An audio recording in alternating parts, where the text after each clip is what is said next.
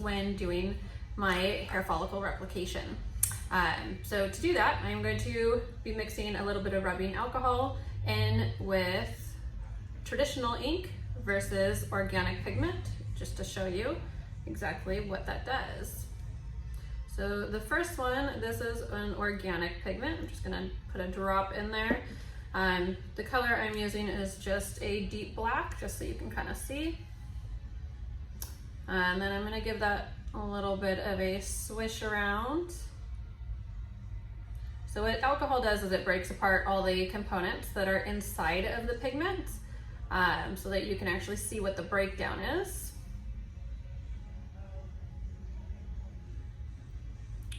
So as you can see, just kind of turns into a very smooth fluid. So now I'm going to do the same thing with a non-organic ink, which I don't recommend putting into your scalp.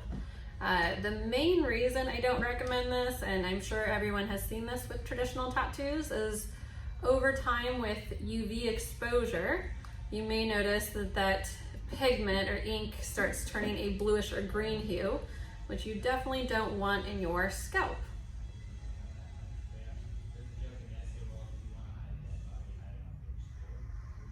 So again, the alcohol is breaking down the components that make up the pigment. I'm going to show you up close if you can see all those little swimming particles around. So all those particles are basically what separates with UV exposure, and just over time. Also, everyone's dermis will take pigment a little bit differently. And so those particles that contain a lot of metals can actually turn it a different color. So obviously anything on your head, you do not want it to discolor over time, because that would not be acceptable. I'll show you in comparison with the organic pigment again, so you can see.